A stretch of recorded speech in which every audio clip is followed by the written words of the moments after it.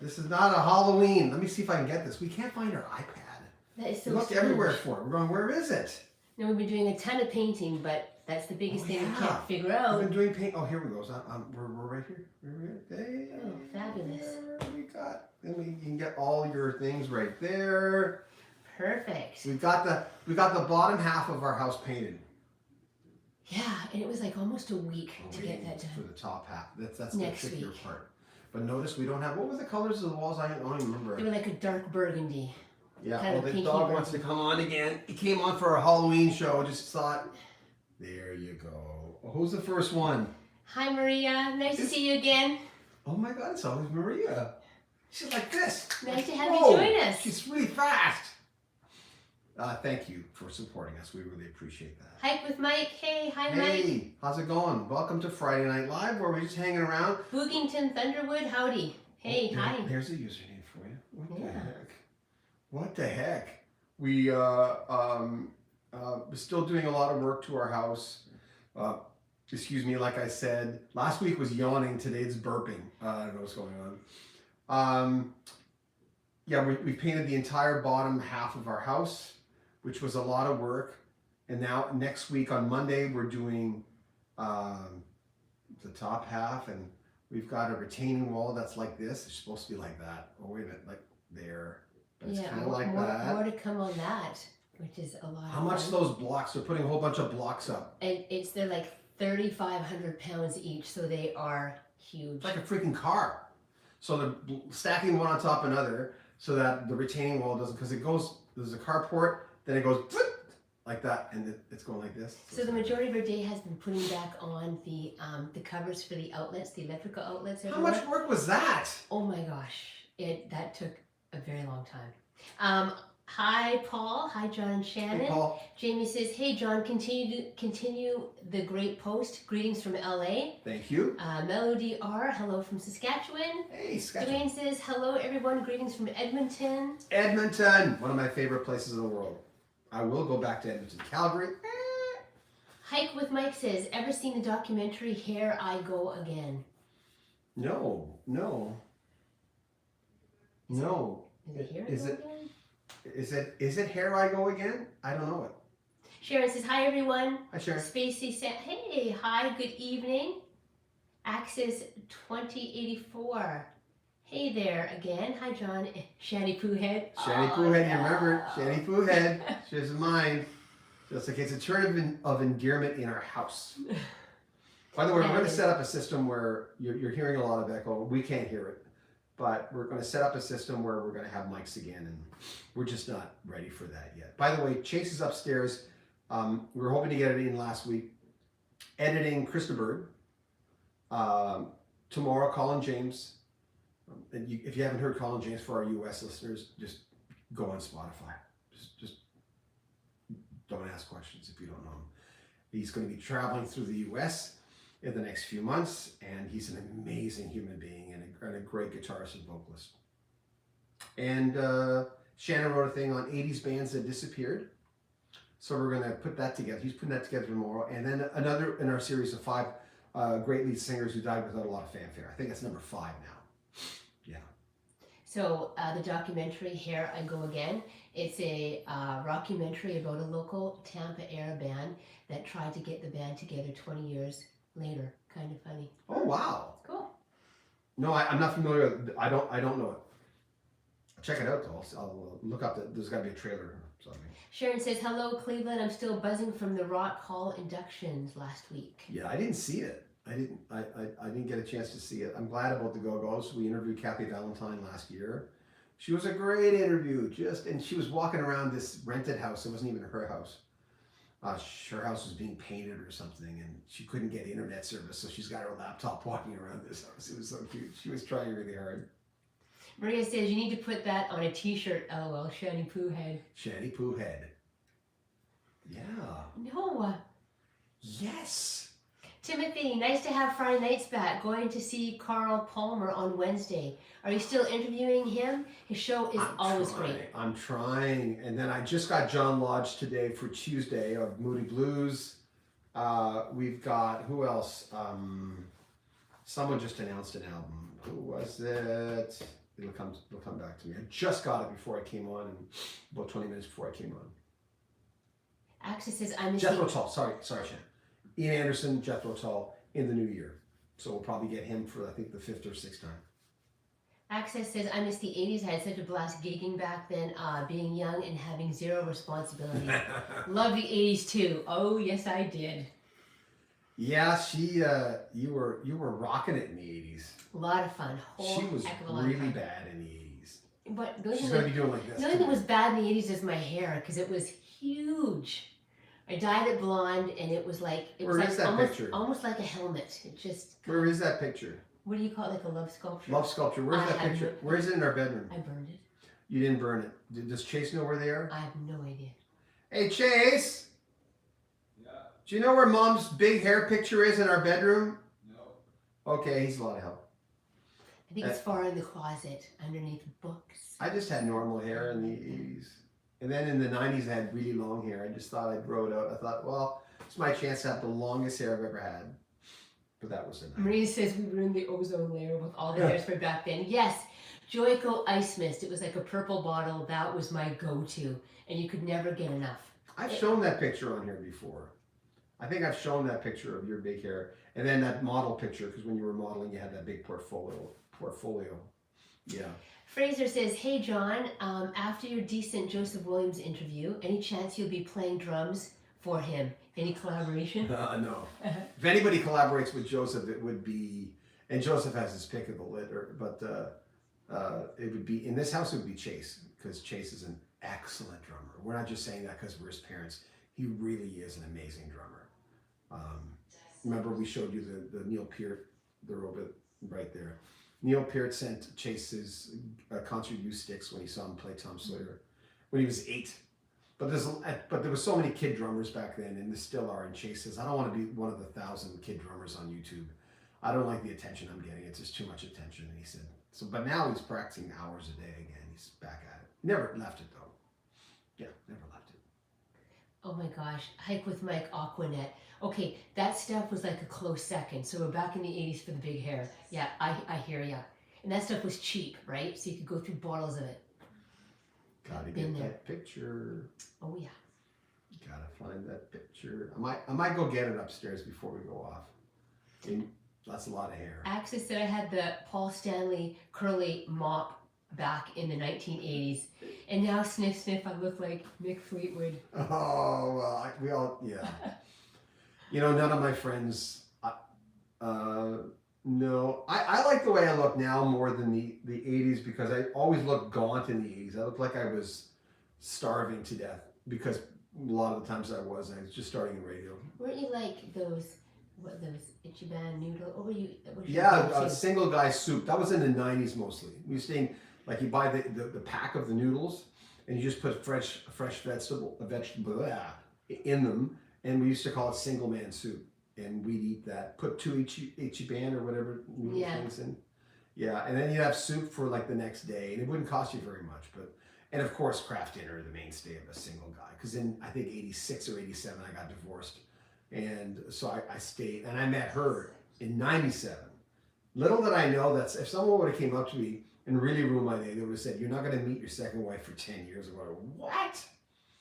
But it was good years. I enjoyed it. We used to get super creative with the mac and cheese, the KD, the Kraft, and we put like cheddar cheese on top of it, mixed in a little bit of dill for a little bit of color. I mean, it was in the oven. Oh my God! Yeah, because if you're living on this stuff, you might as well make it, gourmet-ish. Gourmet KD, we called it. Yeah. Remember that one? Oh man. Okay. Mario, hello to you both. What new music has got your attention these days? Who was I listening to a few days ago? Someone sent me a tape of, I can't even name you the band. I'll look it up and I'll give them a little plug. Someone just sent me this band. It was kind of like a Swedish, sort of dark. They might be metal on other songs, and I don't like metal, but sort of dark, sexy, ambient music. It was amazing. I just listened to it and I stopped in my tracks. I have to find it somewhere. Well, No, that's not my laptop. My laptop's upstairs. Yeah, it was really good. Any for you? Gosh. You listen to a lot of 80s. I don't know. I've been going in and just listening to a ton of 80s stuff, some 90s, and then when I'm with you, we go back to the 70s. But she has XM in her car, and I don't have it. I can't get it in my car unless I spend like $1,000 or something to put some system in at night. I said, never mind. I go buy the portable things. I don't want to put that in my car. Randy asks, when you do interviews with artists, etc., how do you get a hold of them? And do they charge for interviews? I think they asked this last week. No, no one charges for interviews. Everyone's willing to talk. I've never paid for an interview ever. Most get a hold of you. A publicist get a hold of us. We have a list of, I think, 10 publicists. We only have about 10. We'd have more interviews if we had. Shannon's going to get onto that. But yeah, we've only got 10. They represent a lot of the people that I like Stephen Bishop, for instance. He's releasing a book in 2022, and I thought, well, he's pre-selling it, so why don't I just reach out to him? So I reached out to him. He never got back to me, and then I realized I reached out to him a few years ago, and he never got back to me. And he does tell people, if you want to pre-order it, you want information, just email me here. And I thought, well, sure. And I thought that's the same email I emailed, so maybe he doesn't like me. I don't know. Stephen Bishop, if you're out there, what a funny, entertaining guy, right? And he was hanging out with Phil Collins like in the 80s, and of course he had all those hits. And great writer. Chip says, John, it would be great to hear an interview with Doug Gray of Marshall Tucker Band. Oh, he still carries the torch. I should reach out. It's not a name that I thought of an awful lot, but you know, a lot of those bands in the 70s and 80s that I grew up with, you know, it's always a good idea. And we're going to lose a lot of these people, right? So. Sharon asks, what are some recent great books, fiction or autobiographical? Thank you. Books have you recently read? I don't read anything but self-help books. It's all I read, and I haven't read one in a while. Well, I knew I wouldn't be reading it because of the move. Whenever I need to be so settled in, which is one of the reasons the channels haven't been as prolific, because there's a change here every day. Every day there's a change in this house.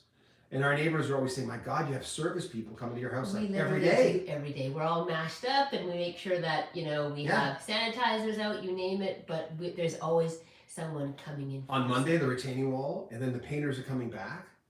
And when's the electrician coming? On Sunday. You know. It's always something it won't be like this all the time, but we just had. And the siding people came yesterday, and then a few weeks before, another siding person came because we were hoping to get the siding done, because the siding in this house, it's not bad or anything, but all the other houses in this neighborhood are up to snuff. They're really, really nice. So. Well, we're kind of the pink house. It sort of looks like a. It wasn't pink, but it turned into pink. Pretty much. Yeah. Maria says, I'm waiting for the new Steve Perry Christmas album, the season to arrive today. I reached out to someone, I think I mentioned this last time, who knows him very well, as just saying, who's the gatekeeper for Steve Perry, but I haven't heard back from him. Because I refused to put this person in a situation. I said, listen, don't ask Steve, but can you just let me know who the gatekeeper is so I can contact the gatekeeper? Because last time I tried, I got nothing back. Which, I mean, I'm sure Steve Perry's just waiting for the big channels, right? We're at, what, 87,000, 87,000.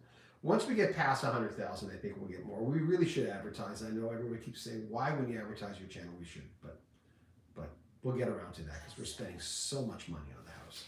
Fraser says, John, if you haven't already checked out Simon Phillips' Indian Summer, Sorry was the Swedish band Dirty Loops. Oh, I know the band Dirty Loops. Yeah, they're so tight, as everyone says. I heard there was a little drama in that band. I heard that's all I'll say. But they are amazing, and you know, rumors most of the time are not true. So, but I heard it from a few sources. So usually, you know, from people who are connected together. But I love their videos when they're covering all that music. God, it's so tight. Vocals is amazing. Randall says, yes, the joys of moving. Hike with Mike says, Stephen Bishop is great. I saw an interview with him. Great sense of humor. He's so funny. And you know, Richard Marx is like that. Richard Marx, I saw an interview with him on a tour bus once, and I just couldn't believe how funny he was. I'm like, God, what a... I thought for a second he might be challenging to interview because he's like joking around over and over again, but they're fun, you know. And I haven't had an interview like that in a while, where people are just, it's just so much fun. We're just laughing like crazy. Ian Thomas does that, a Canadian. Dave Thomas from SCTV, his brother. He's one of those interviews. I've got an interview with him and a gentleman named Steve Burgess. Remember the guy who gave me all the interviews? And it's just a hoot. They're just laughing the whole time. I'm gonna get rid of that. Oh, someone said something? No, just get rid of this there, webcam, online strips of clothing. Oh, yeah. I just can't seem to. Oh. Chase, can you bring Mom's iPad down? No, or can you bring down her mouse? Sorry, I can't seem to access it. Yeah, her mouse where her computer was. Sorry. I can do it. Yeah, I'm having a hard time getting in here, sorry. That's okay. Sorry, Anyway, folks. technical. Well, not technical. Someone just wrote some kind of webcam thing on here. I mean, that's so cheap to do that. Chaser? Okay, thank you. I hope we can get access to it so we can. You can't do it. No. Let me see. I'm gonna try to do it. I just don't. We just. Why isn't it doing it? I know it's not doing anything. That's funny. Oh. Sorry, guys. We just want to. Just doing the feed and wanting to get off a little bit of spamming going on. So. Chase, you have her. Yeah, I'm trying. That's our low key son. He's very low key. Thanks, He's Jake. low key, your son.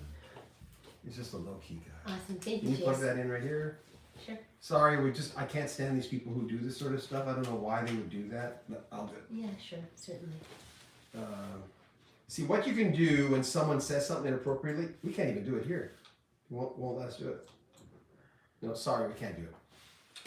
We're just trying to clean up the Yeah, dialogue a little bit. That's yeah, okay. I don't know why people do that, but they do, and that's the way it goes. Where are we? Yeah, spammer, totally. Like anyone's gonna press on that. Jeremiah was the bullfrog. Hey, have you ever interviewed any of the band members from the band? No, I almost had Robbie Robertson once, and in the '90s I almost got Levon Helm, but didn't. I think Levon Helm was canceled. I'm pretty sure, but it's so long ago I can't really remember. Yeah, a lot of interviews go through. They usually make it, but now and then you'll get an interview that just, no matter how, like Roger Moore at the last minute. He was given a White Hat Award at. Did you lose it? I lost everything. Okay, hold on. I'll get it for you. Sorry. It's okay. I don't usually go on the computer. I'm usually on the iPad. So Okay, this is a hold little on. more challenging. Sorry, guys. Sorry. And if I do, oops. Oh, I don't know what's going on. Oh, hold on. Sorry, guys. I gotta get this. Ding. It should come back. Sorry. You'll get a commercial. Oh, there you go. Do you want something? Here, I'll get you something for. All good. Okay. So I lose where I left off here. Technical difficulties. Remember when we had that software? We had so much technical difficulties with that software. It was a great software, and it wasn't. Oh God, it wasn't. It wasn't the software's fault. It was just we just kind of went on the fly. We were talking to like Henry Gross and Steve Porcaro and Liberty DeVito from Billy Joel's band, and things were just not. I pressing buttons would go off the screen. Half his head was showing up. Great It was, times. oh my God. Yeah. So Randy's asking, have you ever watched the documentary about the Beatles fan club No. managed? It's called Good Old Frida. No. I got their box set of the box set of the documentary, and I'm looking forward to the Peter Jackson movie. But I got that. I was trying to get Chase involved, but he was too young at the time to sort of get it. He was interested in the Beatles, sort of a fair weather fan at the time of just wanting to drum some of Ringo's drum beats. But as far as watching the whole documentary, so I watched it again by myself. It was okay. James says, hello, happy Friday. How's everyone Hi, doing James. this evening? Rubicon, love your talks with Dennis T. Young. Dennis Young. Young. Yeah, I could listen to him for hours. I could too. I think that Dennis is one of my favorite. I was just at the barber and he asked me what I did for a living. And he said, and then another customer was there and they said, wow, you do that for a living? And I don't know, to us it's just our job, right? You forget sometimes because it never comes up on conversation. You don't go around saying, hey, I'm a YouTuber. You just don't do that because people think you're a dork. But he asked, and he was asking, well, who are some of the people you might have interviewed? As you can imagine, he asked that question, right? And I said, well, I don't know, people from the 80s and 90s and 70s. And I said 60s and 70s and 80s. That's what I said. And he said, well, I want to know when I name some bands. Because if you name people sometimes out of bands, a lot of people will just go like a deer in front of a Peterbilt. They don't know. They might not know who Jonathan Cain is. It's too bad. They should, but they don't have to, right? So I just mentioned band names, and they just went, wow, that's a great job. And then you go, oh, yeah, I do have a cool job, but I never really think about it. You know? Hike with Mike says, have you ever interviewed Cheap Trick? No. Trying to think if there was ever a chance. Bunny Carlos, I was thinking of reaching out to him. He's not in the band anymore, but I bet you he's got some interesting things to say. Robin Zander would be good, yeah.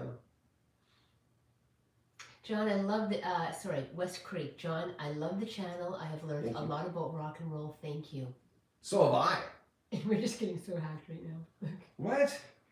Okay. Oh, crap. Okay. Yeah, I know it's pretty bad. Oh, man. Oh, God. That's Okay, maybe I can do it now. Okay, Can you try it now? Yeah, that's one thing if you look right here. What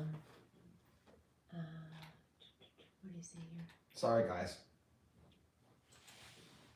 I can't get rid of them. Why? It used to be easy to do that. I think if you go up, they mentioned a way to get rid of up here. A couple more. Sorry, I can't. That's awful. People doing that. I'll ban them from the channel. But what? They probably got 100. What? I don't know why you. What? Paul says for spamming, try the ellipsis at the side of the post. And I know we did that. Yeah, we can't get in it. For some reason, we can't even get. That's great. And we can't find our iPad to do that. We had the iPad. I don't know where the iPad went. Yeah, dang it is right. They're back on again. Hike with Mike. I always tell folks I want to listen to 20th century music. Most anything since silence is more compelling. LOL. I think there's a lot of good music out there. It's just that we don't have the emotional connection to it, I think, for whatever reason. I mean, a lot of the progressive stuff sounds very metalish to me. A lot of prog music sounds metally. I don't know why that is. And it's kind of disheartening, but there's a lot of good stuff out there. There really is a lot of good stuff. I was listening to Chris DeBerg's new album. I just love it. I just thought, wow, he's still plugged in. All Toto's stuff has been good for the last, I don't know, forever. But they never really lost it. I don't think Toto's ever released a bad album. I mean, they haven't released 2 great albums back to back. That's the thing about Toto. That's never happened, like 2 great albums. But having said that, they've released a lot of great albums. From 1 to 4 to 7. I thought Minefields was amazing. It just had a lot of great. 14 was freaking, Steve Lukather's album is amazing. Joseph Williams' album is great. Yeah, I just love their stuff. Swede Savage. John, whatever happened to Sega? I don't know. Everyone's always asking me to cover Saga. But, you know, when it comes down to it, if it's not a band in my universe, sometimes I don't have time for it because there are days where I just don't want to do this sort of thing. It's hard for me because I'm all hot or all cold. So periphery bands sometimes suffer because of that, because I'll have a chance to interview people who are not quite in the vein, and I realize I'm interviewing that person because I like the person, but I'm not going to get a lot of hits from that because rock does the best on this channel. It's really got to be rock, or prog, or Toto, or Yes, or Genesis, Jethro Tull. They do well on this channel, but a lot of other people don't. Triumph has always done well. So A good interview is Johnny Rivers. He organized the Monterey Pop Festival. Mhm. That's from Randall.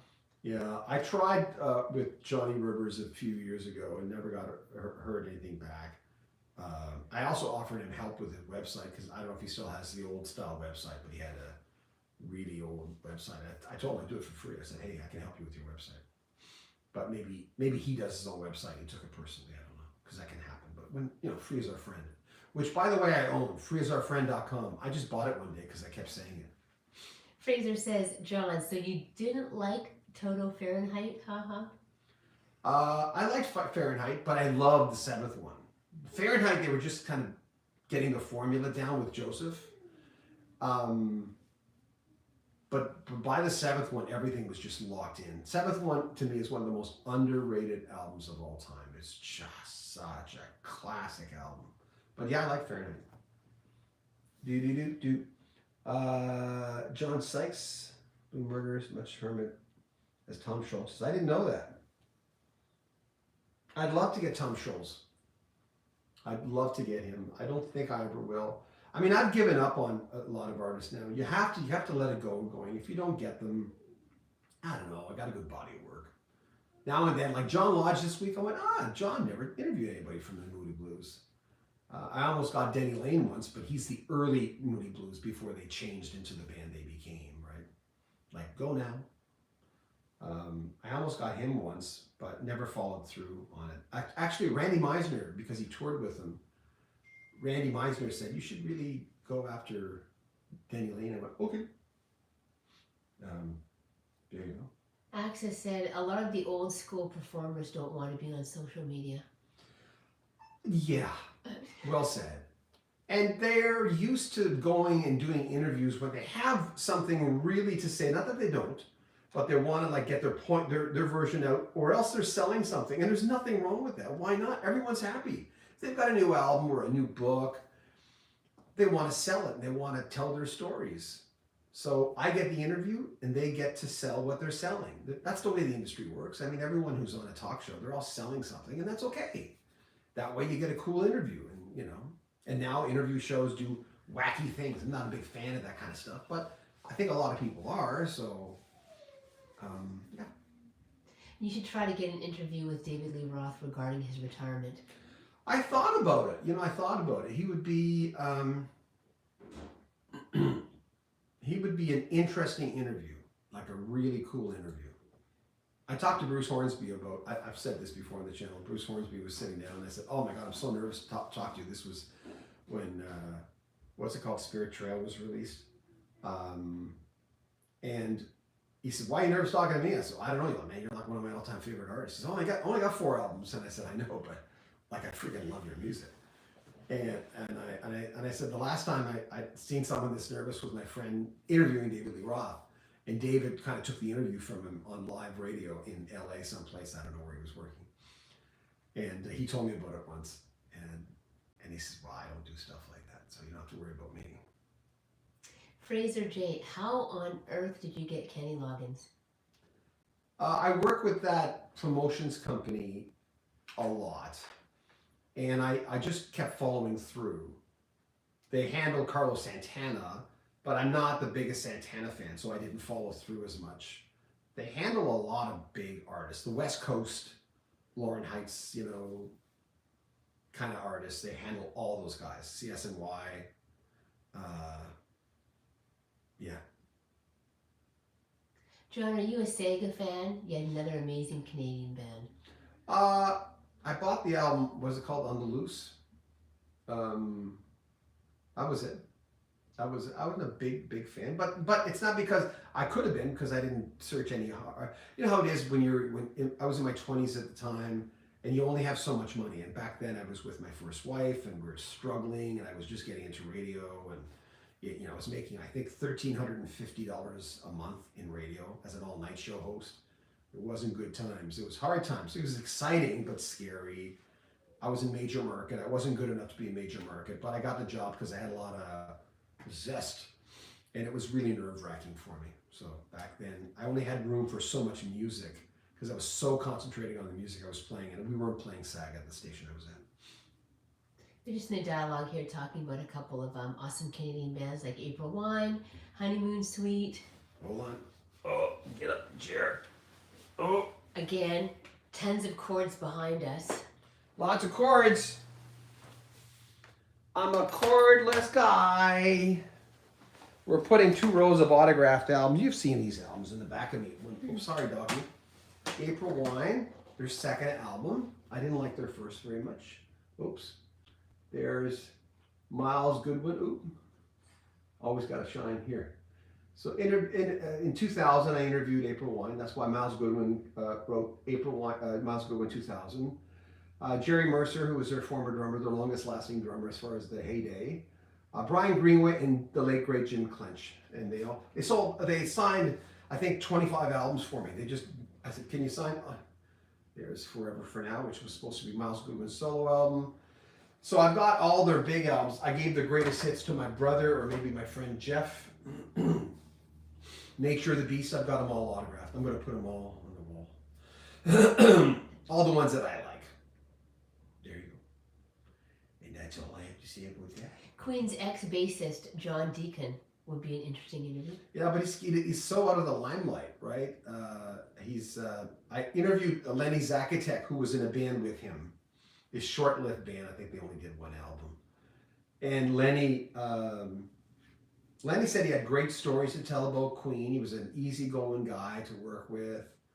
I didn't ask Lenny. I think he was still in contact with them. I'm not sure. I do so many interviews, sometimes you'll lose track of, who said what and where, and yeah. Ace Larson asked John, have you ever met Eddie Truck?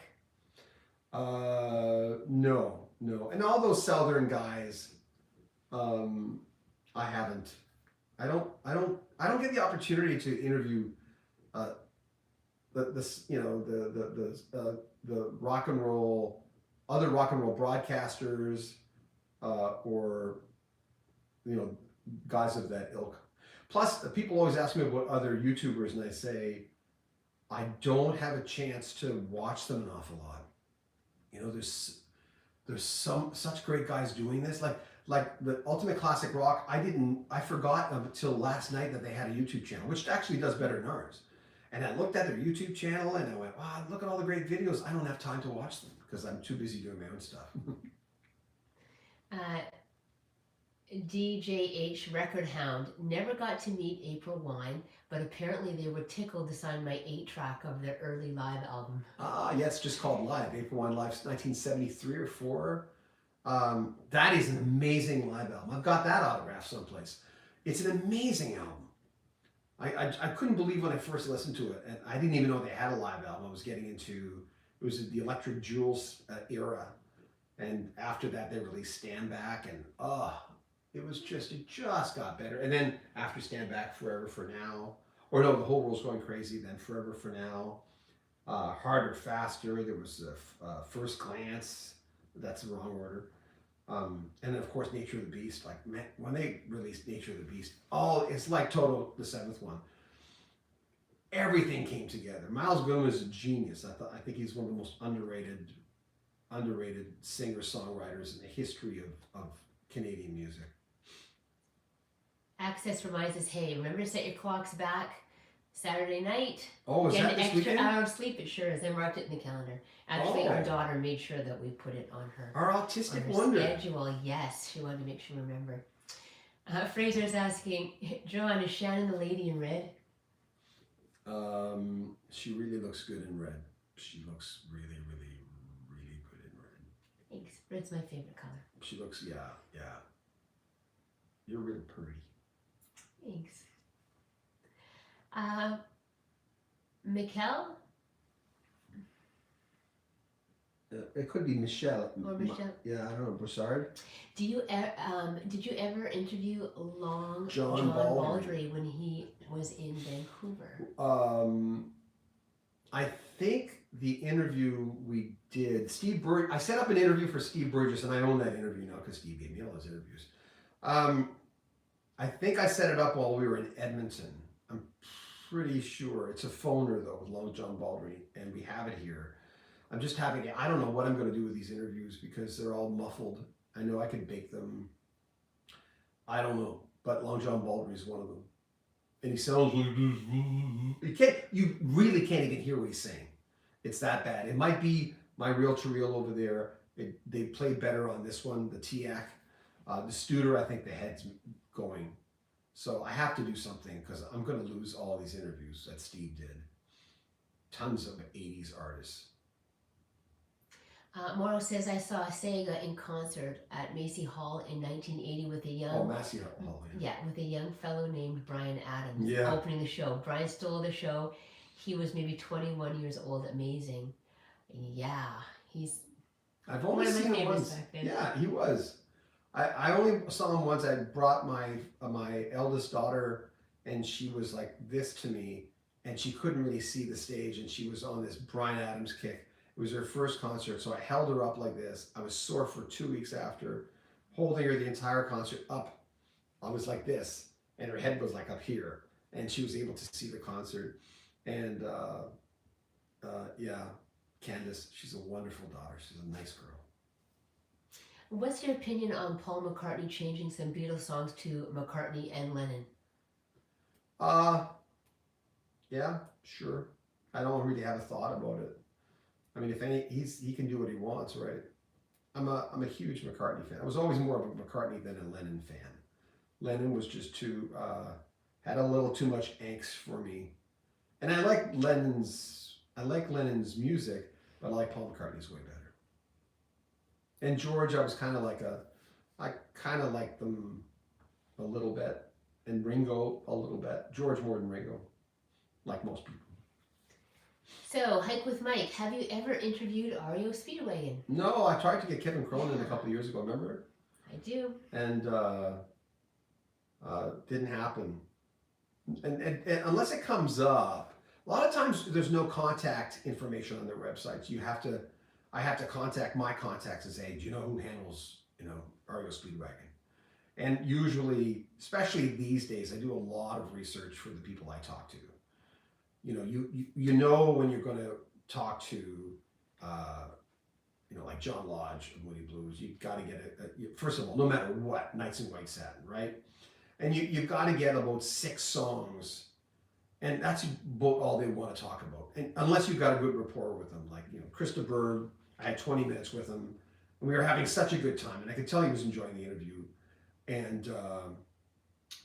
And he said, well, I'll give you 5 more minutes. And he says, well, I'll give you another 5 more minutes. And Colin James was the same way because he's really enjoying and the it talk. was nice because you only have a certain amount of time. Yeah. And they're like, oh, and actually you were so very mindful and we're like, look, we're at your time limit now. I'm just letting you. Yeah. He's like, oh, no, here's some more I time. don't want to stomp on the other guy because I Yeah. know how that feels. But I work out of my house and I've got time. And so with John Lodge, I said, can I have his last interview of the day? And the rep says, well, you might be tired by then. I'm going, yeah, I'm okay. I'll be okay. And so, because that way you can, if it's going really well, he doesn't have to go to another interview. So you almost rather have that. If you get another 5 minutes, I mean, I remember the first time I interviewed Ian Anderson, I thought, wow, I'd probably never get a chance to talk to that man again. It was a phoner at that point. And then 4 more times after that, I had a chat with, and he remembers me. He says, hey, John, yeah, of course I remember you. I remember our last chat. We talked about this, So that's nice when that happens. You go, oh, yeah, you get a little bit of a rapport with someone that you highly respect. But again, you're not friends with them. These announcers who think, oh, yeah, Ian Anderson's my buddy. He's not your buddy. But he knows who you are. And, he has respect for your work. You have respect for his. It's kind of lopsided because I have a lot more respect for him than he does probably me, but it's okay. Wizard Wand Music. Really enjoyed the interview with Albert Bouchard. Yeah. Almost getting to play with Jimi Hendrix. Well, it's that thing of going, should I or shouldn't I? And if I don't do it, will I kick myself to come up and offer to play? When you have someone like Jimi Hendrix, you're going, and he knew who he was, and he knew how, this was a moment. Do you take the chance and invite him or invite yourself? And, we've all had, don't you? And we all have those situations where you're going, I should have, Any girl ones, though, where I go, I should have up to her. I don't care now because I'm with her, so I'm okay. It all turned out okay. So I'm going, yeah, I'm glad I didn't. people always say that. I'll ask a musician, well, do you have any regrets? And now I forget who the person was. It's online. The person said, well, I wouldn't be talking to you right now if I made any of those decisions. If I changed anything, I wouldn't be here. And he said, I'm enjoying this, you know, and I'm going, well, that's really nice that he used me as an example, but that's, and so many people lately, the older rockers are going, you know, and they say things like, well, you know, this is fun. I enjoy doing this sort of thing. Not necessarily with me, but it's nice to be talking to someone on camera and just sharing. And I'm asking different questions now outside of music, like, you know, the new one. Where do you go when you die? No one's complained about that. Some people have complained about the answers, going, oh, he doesn't believe in Jesus Christ and stuff. You know, there's a lot of religions in the world. There's a lot of ways to go. But I'm always interested in how they lean and why and what they think's on the other side. Have they ever had a religious, spiritual moment? As I said last week, Rick Emmett, and the interview is up, look up Rock History Book, not music, Rock History Book, Rick Emmett. And you'll hear one of the most fascinating interviews I've ever done with anybody. He doesn't believe in any of that stuff. And it's refreshing. He says, you know, he doesn't believe in religions. He says, when we die, we die. This is it, doesn't it? You know, it's interesting to, you got to be critical thinking. You know, everyone's talking about critical thinking now. People who, you know, some political parties just want to get you to get angry, so you don't do that critical thinking thing. You don't go, well, wait a minute. You know, what's going on? Rick Emmett's just refreshing. I don't believe everything he believes, but man, he's refreshing. So look up Rick Emmett Rock History Book. You'll get the entire interview because we're just putting out a few of them every couple of days. Hey, Morrow says, oh, you're opening up a whole can of worms here. What kind of stereo system did you have growing up? Oh, I didn't have a good one. I had... You're making up for it now. Well, I mean, I just bought JBL speakers from 1981, I think. They're Tower speakers. I don't know their name. I always knew about them. See, I've got some clipped speakers there where the microphone is, and I've got those Tower JBL speakers. I just bought those for $300. And of course, I have my Akai turntable, which I've always had. Can you see it? I hope you can see it. Morrow says he had a Pioneer receiver, which is still popular today. Oh, the Pioneers are like the Sansui G series is what I want. That's what everybody wants. Not everybody, but the guy I bought the speakers from. I had a Sansui G, not 5000. I'm trying to think of what it had the LED on it, so it was a newer one, not the really old ones. An LED for the radio. I'd seen it before the model. It sounded amazing with these speakers. I'm just not willing to spend $1,600 on a G9, 9000, a Sansui receiver. Look it up, they're really nice. They're big. Supertramp would be an interesting interview to get the opportunity to do. Well, we have Roger Hodgson, Doogie, and Ben, the drummer. And I just did John Halliwell a little while ago. The other ones were all done by Steve Burgess. Roger Hodgson, when he released his first solo album. They're all on our channel. You can look them up on Rock History Music. Wendy asked, do you like the Bee Gees? Love the Bee Gees. One of the most. Remember we watched that Bee Gees live thing? It was It was really good. So good. They were all alive then. My first one was late main course with Nights on Broadway. I love Nights on Broadway. I just rushed out and wanted to buy it. Then my friend said, I bought it for you for Christmas. So he got it for me for Christmas. Spirits Having Flown, the title song to that album, that sold like crazy, but it was sort of the beginning of the end and then people just said, I just heard enough of this band. But the title song to Spirits Having Flown, look up that song. It wasn't a hit. Such a beautiful song. The harmonizing on that, it was just great. And their drummer released a book a few years ago. I wanted to interview him, but then I realized it was 2 years after it was released. I'd only heard about it 2 years after. Seba Prince Feely. Hey guys, how was your Halloween? Did you celebrate it all?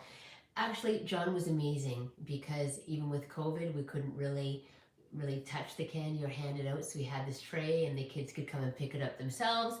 But you were all dressed up. You were wearing the same outfit you were wearing when we were together. Yeah, Count Dracula. Everyone laughed at my steak sticking out there. One guy says, I don't think you're going to make the night, John. Yeah, he said, you seem like, our neighbor, Jamie said, you seem like you're having a tough night. You going to make it to midnight? That's too funny. Do you need any help there, neighbor? Yeah, that's right. Just a Dude says, John, dead or alive, what artist would be your ultimate interview? You know, I wasn't a big Janice Joplin fan, but it's so weird. When I think of Janice Joplin, I was too young to have helped her, but she's one of those. I feel so much sorrow in my heart when I think of Janice Joplin. Almost like who I am now, I would just hug her. I would just say, you know, it's going to be okay. I don't know. It just feel. John Lennon was the hardest one for me. As far, I know you're not asking about death, but dead or alive. I would have loved to talk to John. Paul's, it's never too late to talk to Paul, but highly unlikely. I mean, obviously, if I did a pitch and just went nuts and said, Paul, I just really want to talk to you, there's a possibility that someone would see it and send it to him. But I don't really I don't really want to be one of those guys. Elton John. I'd love to talk to Bruce Hornsby again. Bruce didn't do well on this channel. I don't care. It's just, I love Bruce Hornsby. He's one of the most innovative, talented, what a great piano player, what a great songwriter he is. So I've interviewed him twice, once in person and once on the phone. When his babies, last time when his twins were babies, and now I think they're probably out of university now. Keith says, I sometimes see a drum set in the background of your videos. I assume you play? Who are your favorite drummers and why? There it is. That's our son's kit. It's is that birch, Chase? Maple. Yeah, it's a maple kit. Danica says Maple. Maple, our autistic wonder. Yeah, I haven't played seriously in a long time. So I taught Chase, and after a month he looked at me and he said, Dad, can I get a real teacher? And I went, oh. So we got him a teacher from Moncton, who lived in Calgary, where we lived at the time. And it was nice that Nan and Papa got him the kit. When it was sort of Dennis first and Bonnie big Edwards, kit. thank you very much. They made sure he had a really good kit. He picked it out, and had help from the people at, I think it was, did we get this at Long and McQuaid? Was it Long and McQuaid, Chase? No, Axe Music, yeah, that's right. Which is no longer going here in Alberta, not here in Alberta. We're not there anymore. Really nice kit. Sounds amazing. Just bought a new snare, which he loves. And slowly sort of just changing things out. Cymbals, just kind of upgrading a bit. We're always trying to get him to come on and intro us or extra us or something, but he's kind of shy, so. Oh, any groups from, I don't know how to say that. That's why Quebec. I looked at you. I don't know.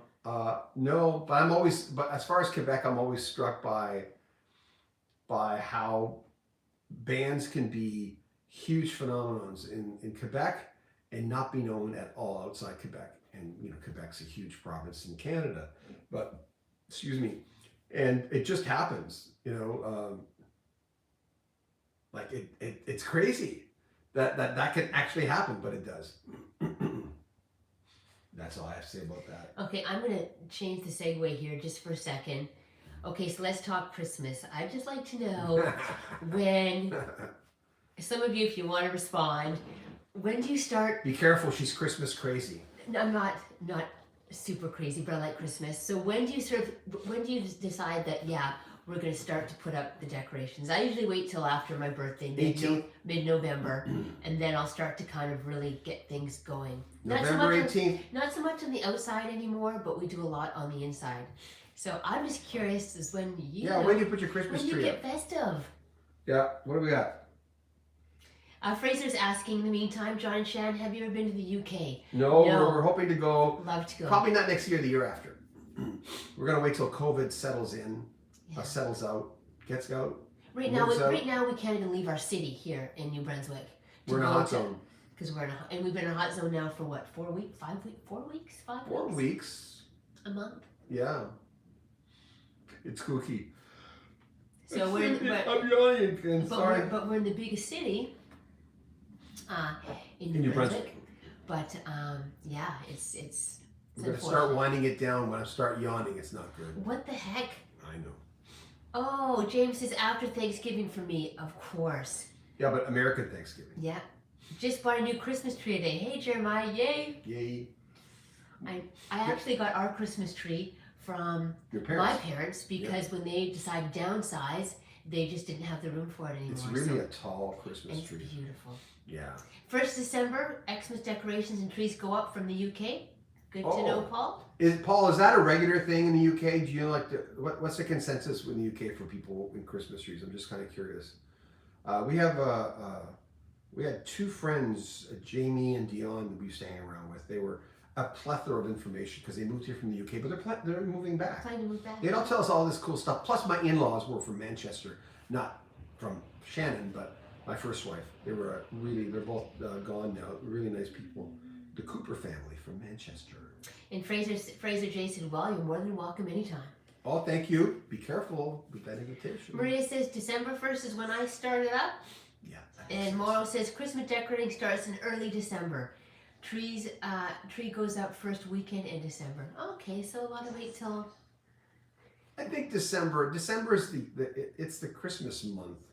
But Shannon, we can rest. But here's the biggest thing though, because for me, I'll start early. I'll bring it on, and then usually after Boxing Day. Turns into the Grinch. No. Usually after Boxing Day, I like to kind of wind her down a bit. No. And he says not The until fifth, what the after. 5th. You'd have it in February if you. No, could. I wouldn't. But my parents always took the decorations down on the 5th. And here's another thing: our traditions. If you have any interesting traditions, we'll do this a Christmas show before Christmas, of course. But we always, I think it started when we were around 10 years old, would open all our Christmas presents on Christmas Eve. My parents just said, "Get out of my hair," you know. You know what? We tried that with Chase and Danica, and we tried it one. But I like actually opening one on Christmas Eve and then. Most people do that.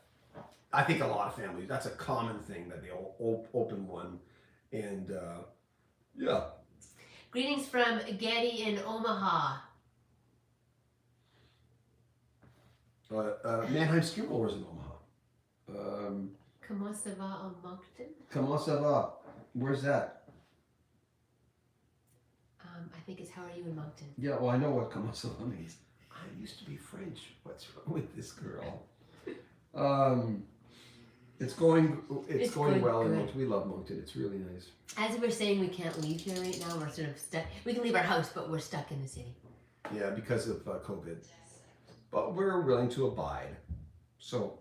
Marie, you take Christmas down to the 6th of January. You're not supporting. That a girl. You're not supporting me over. Okay. That a girl. But who wins? Who you do? Well, on that day I win, but we come from the house of happy wife, happy life. You know, Shannon handles all the finances. I don't even know half the time what the bank account looks like. I have no idea. For all I know, they're going to knock on the door and put a big yellow sticker on and say, "Yeah, I paid your mortgage 6 months." James says, I do like to start watching Christmas movies around this time of the year. Yes, the Hallmark. Well, the only thing on this time of the year is Hallmark. Yeah, they're great. By the way, look on Yahoo News, on the front page, like basically the newer stories, there's the actors and actresses who are in the most Hallmark shows, and of course Lacey Chabert is number 2, and what's her name, Cameron Bure. It's always the she same. has some weird ass religious beliefs. It's always the I'm same. pretty liberal minded, but she has some strange religious beliefs. But anyway, Cameron Bure, or whatever her name is, she's number 1, and what's her name's number 2? What did I say? Lacey Chabert is number 2, and they have a list of the top 20. I think it's 20 Christmas movies to make you feel festive. A lot of them I didn't like. I like the one where the girl gets the live kidney transplant. Remember that one? Are you here? I'm here. I'm trying to think what was Oh, called. I don't know what it's called. I don't think any of us would know the name of it, but A True Christmas Gift or something. That's probably one of my favorites. And there's one where the redhead, they double book a cabin in the woods, and the guy's from You. The guy from You, the dude in You. Oh, he was in that one, and they double book, and I kind of like that one. But so many of them are so freaking corny. all derivative. They're all copying off they have like 3 or 4 themes. There's a widower in almost every show, or a single grandma, or a magical town. It ends up amazing. Magical towns, $1 million houses, right? Need to find a bride by Christmas. Yeah, or else I'll lose my inheritance. Oh my. Right? Gotta go home to family. Gotta make it look like you're losing your job. They're all leaving their big jobs in New York City. Yes, to go live in the country. To go live in the country. For a place and shovel, you know what, with a toothpick. Okay, so Locked and Loaded says, John, do you ever host concerts like Eddie Truck does in the States? Oh, you meant Eddie, yeah, you meant the broadcaster. Yeah, that's what I thought you meant. No, I used to. I did a lot of that. But I'm not on his level. I'm not the biggest fan of that guy, but he does good work and he's incredibly successful. It's just that there's some people I like more than others. Yeah. Seba Prince Feely says, hey John, I thought about going to Paisley Park because I'm a huge fan of Prince. Have you ever thought about going yourself? No, I'm not the biggest Prince fan. Shannon was singing too. We were just talking about Prince. When Doves Cry. Maybe I'm just like my father. Yeah, I sounded the Russian better. When did he pass on? How long ago was that? Yeah, how long ago was that? Was it 2016? I don't know. I can't keep track. So Fraser J says, John, have you got any exciting interviews coming up before Christmas? Anything to share? You know what? I have John Lodge next week, and another one I can't confirm. I don't like to mention them unless I've confirmed them. But by Tuesday, I'll probably have 3 more. We're starting to get heavy on the Canadian channel, and we've got this plethora of interviews we're going to put up on there. Rock History Canada. Yeah, and we have 4 channels. Nail Sheet's basically all obituaries for movie stars now, or TV stars. We're going to start doing like top 10 shows, movies from 75, and because I like doing that. It doesn't make money. It has enough subscribers to make money, but it doesn't have the hits to make money. You have to have both. The Canadian channel is the same thing, but with the Canadian channel, we have the product for that. And we're going to do a lot more of, one-hit wonders for Rock History Book, and a lot of full interviews for Rock History Book, and of course, more interviews, snippets, because this channel is a snippets channel. The title will tell you what's in the video, but if you want to see the whole video, that's what we're doing now with part 1 of the snippet, which we put on this channel. When we put part 1 up, we'll always put the entire video on the other channel. So yeah, I don't know why we did 2 channels. We should have did everything on this channel, but it's too late now. I can't go back. Sorry, man. We gotta wind things up. Wizard One Music says, Jan 14th, Blue Oyster Cult tribute album comes out. Oh yeah, I like Blue Oyster Cult. The Bouchard brothers were just so much fun to talk to. I'm not saying I could tell they're from the same family, but there's just something really golden about those 2 guys. You just want to hang out with them. Nice people, just decent guys. Vaz22, please interview Pat Vegas from the band Redbone. Come and Get Your Love, celebrating 60 years of music, 1961 to 2021. Was not in my radar, but after these, the next day we'll go into them and check them out. I don't know why we're frozen there. Oh. Isn't that weird? I don't know either. You want to refresh or with the right here? Sure. That's weird that we're frozen. Maybe it's because Prince is listening to us and heard us talk about him. Maybe. Oh, we got a commercial. Any questions? Oh, Prince, April 21st, 2016. Yeah, I thought it was about 5 years. Yeah. I was pretty sure it was about 5 years. Plus, we're low on battery power up here. Right here. Does that work? Your mouse? We're old. Well, she's not old. I'm old. Samantha says, hi, Shannon. Hey, hi. Maria says, Catholic, we take Christmas on Jan 6th because the Feast of the Epiphany. Gotcha. Kansas belongs in the Rock and Roll Hall of Fame from Loggy Doggy. I agree with you for sure. Too bad we lost Robbie, but you know, it is what it is. And then, you know, then his album comes out, and I'm going, it would have been such a great interview, but that's not about me. And when your time's up, your time's up, and that's the way it goes. We're gonna wind things up. We are. We love you guys. Thank you so much for joining us. It's fun. It's always fun. Yeah, we're doing it on a regular basis because we kind of disciplined ourselves because things are settling into the house, and we're starting to get more comfortable here. I mean, already the walls are a different color.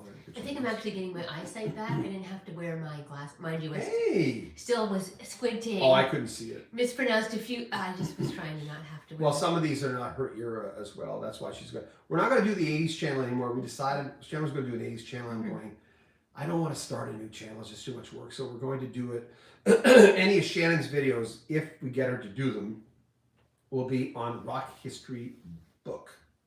So there you go. Yes, I'm just going to continue on through there. Yeah. Anyway, guys, thank you for indulging us. Thank you for. Thanks, everyone. Yeah. Next week, next Friday. Next Friday. Yeah. We'll do it. We might do is start making announcements so that you guys know that we're coming on. See you. Stay safe. Thank you so much. Be safe, everyone. Yeah. Thanks, guys.